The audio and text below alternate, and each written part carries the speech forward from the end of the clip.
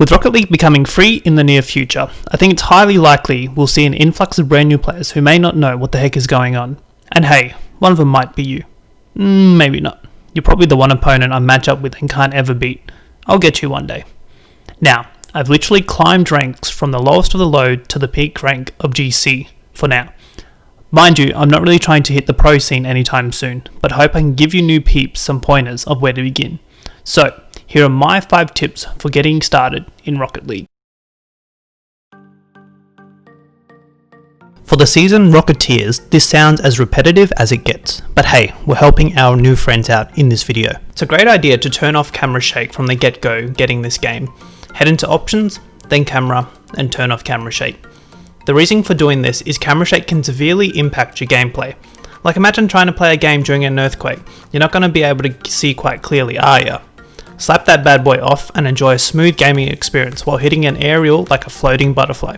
You beauty. Hey, if you're not sold on this, I dare you to play 5 games with camera shake off and play a 6th game with it on.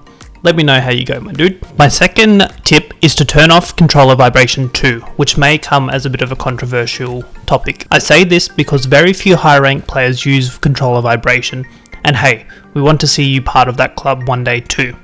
This is completely a preference though, but it took me until 1700 hours into the game for me to turn off controller vibration, and I wish I did this sooner. Similar to camera shake, it can affect your gameplay, but this time it can have an impact on your accuracy. This is because Rocket League is a physics-based game with a bunch of micro movements.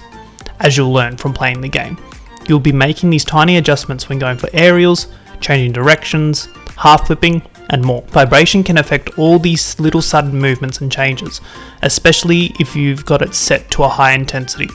See how you go with this one. Now this would have been said in a bunch of tips videos, and again, it's very true. They're all along the lines of just play the game and you'll get the hang of it. And yes, I have no arguments against that, but there can be some particular things to work on in this process. I think it's worth an entire video to explain what you can work on, but my top 3 priorities to work on would be hitting the ball accurately, which is so much more harder than it sounds, and I say this with over 2,500 hours in the game, practicing basic aerials and failing very hard at them, and finally, recoveries when retreating back to defense.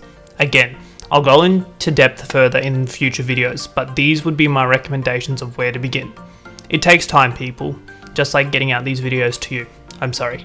The standard camera settings ain't gonna cut it if you're trying to cruise up the ranks. Take a look on Google for some pro players' camera settings and test out each of them to see which one fits your standards. My only real recommendation in these settings is to have your field of view, or the FOV, set to 110 so you're able to see all that's going on during the game. Here are my settings for you on the screen now. This is probably my biggest one because I was in your exact position when I first started playing Rocket League. There'll be people who will crush you in games to the point where you're like, who the heck made this game and why did I start playing in the first place? Stay put, my friend. Mix up your car every now and then with a crazy look so you can have a good time knowing you're in the gizmo while other tryhards are blown away by them drib skills. Well, when they come, you know. Have a chuckle when you whiff the ball, shout in victory as you slam that ball in for the overtime winner at 24 kilometers an hour, and acknowledge that there is a massive skill ceiling in this game. I'm here for a good time, and I hope you will be too. We're all bad to some extent at this game. I'll happily let you know I'm still terrible, but hey, let me help you out on your way to being not so terrible. Catch you on the field soon.